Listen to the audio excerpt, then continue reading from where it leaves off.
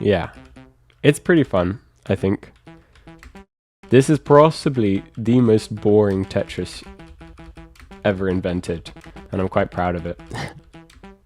Oh my goodness, no! That's it for me, I think.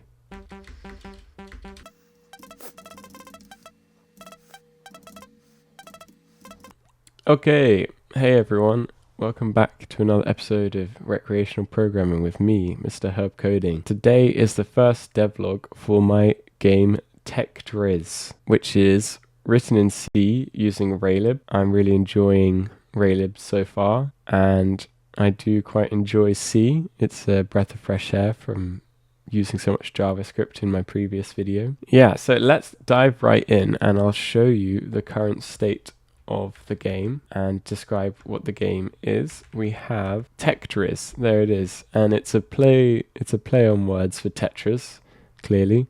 We've got an arcade mode, a story mode, and we can save and exit. And I haven't finished any of the art. All the art is prototypes. I haven't done any music yet.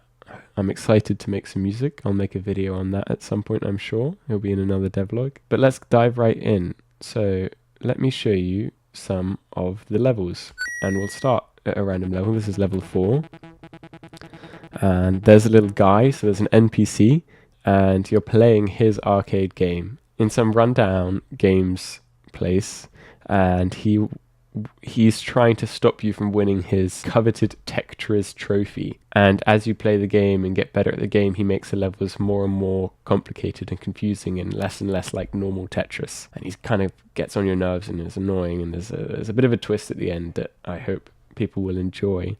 But for now, let's just go through some of the levels that I've made. So in this level, it's like Tetris, but instead of the piece rotating round, the piece stays in the same place, and when you press the rotate button, the whole grid will rotate around the piece. So let me show you what that looks like. This one is it kind of hurts the eyes to look at sometimes. Yeah, and when you're upside down, left and right go the opposite directions to what you'd normally think, so it can be kind of confusing. But it's, yeah, it's pretty fun, I think. I'd not seen it before. When I first came up with a lot of these ideas, I'd thought that people would have done them before. But yeah, there's lots of fun ideas that people haven't tried with Tetris, which is quite fun. And here, let's go to Tetris. Nice. That's one of the levels. Let's check out the next level. Here's one of my awful puns. Getting a bit big for our boots, are we? Try this out for size. Yeah. Giant Tetris. This one was quite fun to code because I had to make sure that the game could run at this speed, and yeah, the guy's just used his shrink ray and he accidentally used it on the pieces, not the grid. So this is possibly the most boring Tetris ever invented, and I'm quite proud of it. Yeah, so there we go. Anyway, there's more twists and turns. He doesn't keep them small for ages, but I won't spoil it. So we have our grid here. I'll draw it in green. The grid looks like this on the screen. Okay. And in memory, what we have is these lines here. This line, this line, this line, this line, and this line. These are lists. And each list has a related place. So 1, 2, 3, 4, 5. 1 is at the top, 5 is at the bottom. Okay, let's say we've put in some Tetris blocks. So I'll just put in some Tetris blocks. We've got a block here, a block here, a block here, and then maybe we fill up row number 5. So when we fill up a row in Tetris, we delete all the things in that row, and then we have to move everything down. So originally my idea was that we just copy those down, copy these down into this one, copy these down into this one. But obviously for a huge grid, that's going to be moving a lot of things through the computer memory, which is going to be quite slow. So instead of doing that, all I do is here, the one that we removed, we now say that this is the top, and then everything else, we just add 1 to it. So 4 plus 1 is 5, 3 plus 1 is 4, 2 plus 1 is 3, 1 plus 1 is 2. right? So we don't have these anymore. And it looks still wrong here, but what my code does is it's going to display it in the order. So it's going to display 1 at the top. Done. Yeah, and that worked really well.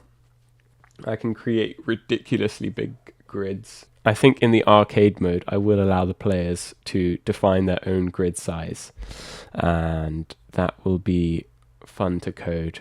Yeah, maybe I'll code that this devlog. Maybe that'll be this devlog's one.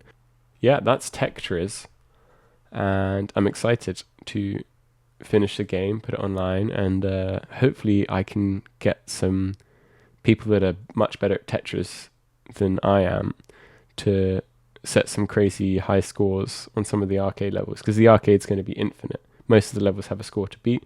The arcade will be infinite, and it will get very hard. And I really don't want to spoil it all in the video, but there are some crazy. You know what? You know what? Let's spoil some of them. Let's spoil some of them. How will people know that it's a fun game if they haven't had some of the stuff spoiled for them? So let's look at flicker grid is quite fun. So here you get a little view of what's going on, and then everything goes dark. You get a view, and then it goes dark.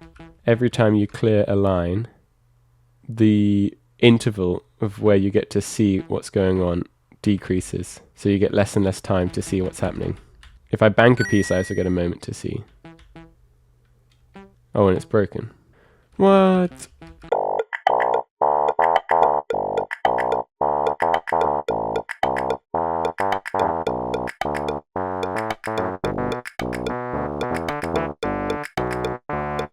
Okay, back to it. Flicker grid. So yeah, this one's pretty fun. You get a short window to see the grid, and then you can't see it anymore. And you can feel it out at the bottom by kind of exploring, or you can just try and see where it's got to go. The main problem with this one is that it's not too hard at the start, but every time you clear a line, that interval that you get to see the grid at the start goes down.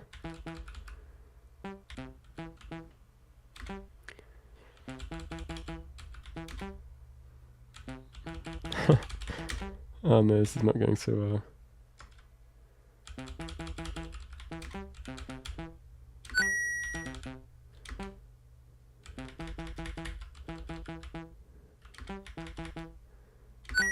Oh.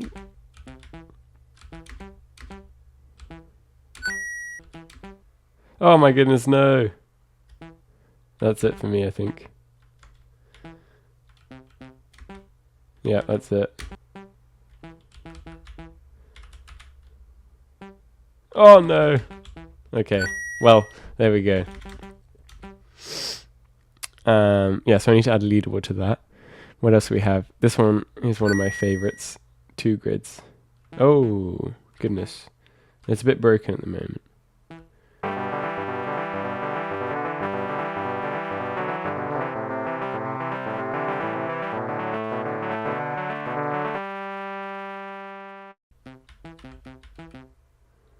Yeah, this is 2 grids. We are controlling 2 pieces with the same controls. And yeah, you can imagine that it is not trivial. So yeah, but it is very possible. So there, I've got 1 line on that side. Actually, I'm getting kind of lucky. So I can go over here, and then if I hold right, the yellow square's trapped, but that orange piece could move. And I can rotate that piece without the square rotating. Yeah, it's pretty doable.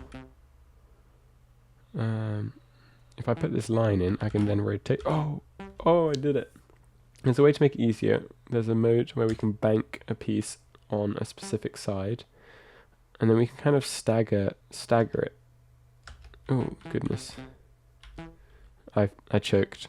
But yeah, so you can bank unique pieces,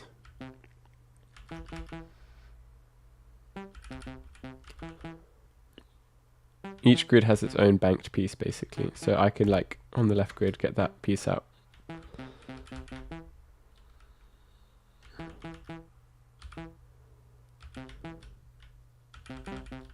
Fridge. I messed up.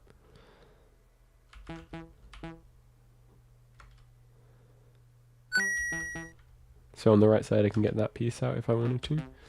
And I think I'm going to make two modes for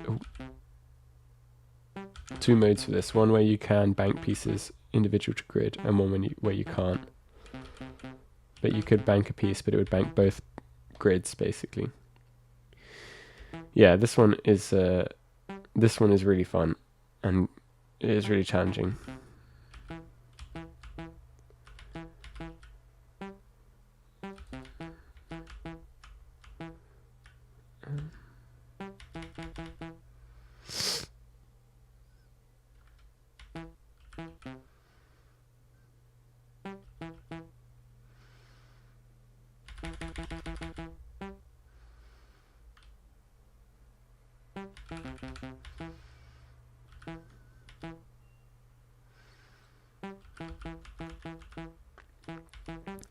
Okay, we're cooking. We're cooking.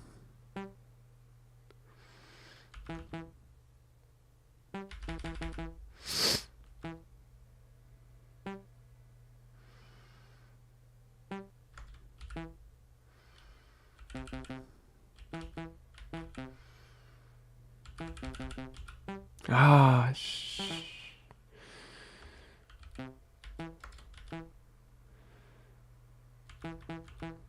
oh no. Oh, that was really good.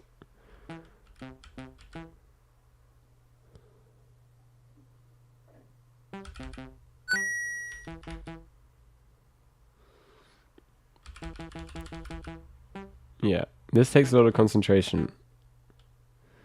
This takes a lot of concentration.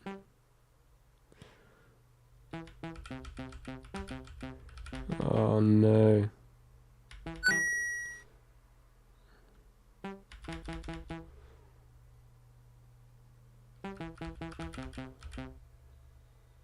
And I actually don't know if it's true or not, but I think each grid will increase its speed depending on how many lines you've cleared in that specific grid. Oh god, I'm really choking on the left grid.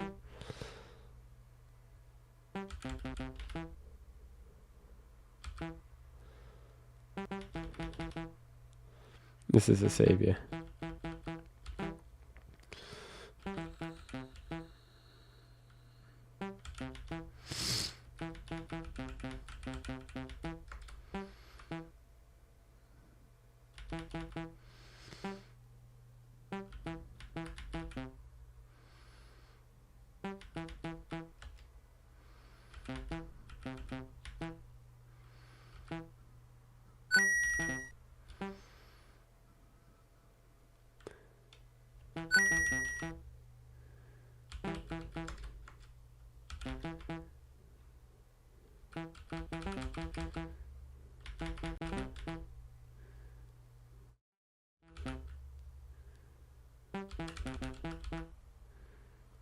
I was lucky.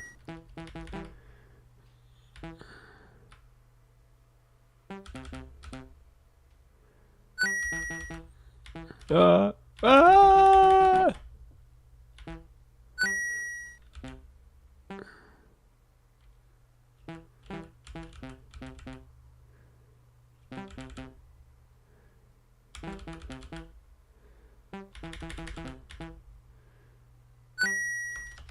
Oh my goodness.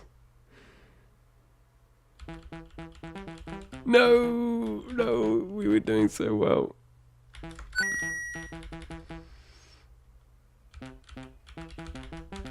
No! Okay, it's over. It's over. Maybe I can do some bits on the right side to increase my score.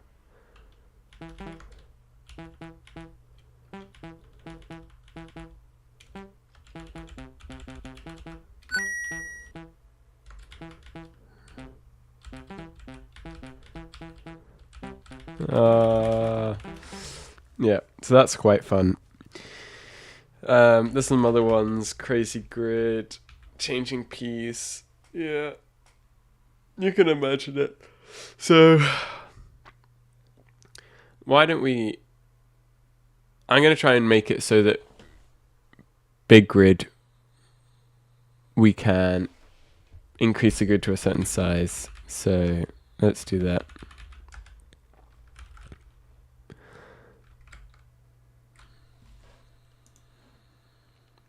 I'll work on it and then I'll come back and show you.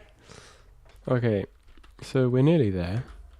And we've got an interesting bug. Arcade mode, big grid, select a good side, big grid, bigger grid, humongous, ludicrous big, Tetris the long way. And whenever we select any of these, yeah. Oh, yep, and then it crashes. Very interesting. Interesting. Okay, so I got it working. We now have a grid size selection screen here. We've got big grid. Big grid is big. It's about this big. Humongous grid.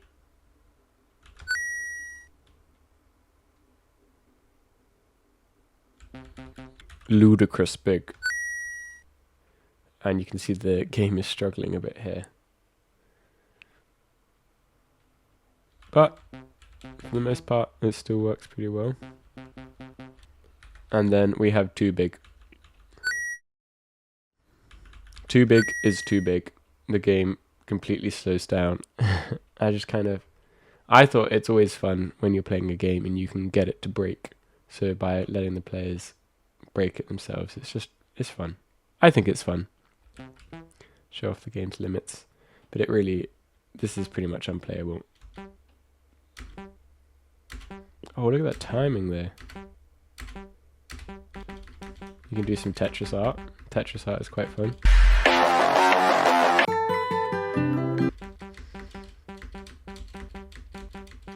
We have one more setting, which I thought was quite funny. Tetris. Peanut butter jelly Tetris the long way. Peanut butter jelly the long way. That looks like normal Tetris. And then, yeah, Tetris the long way.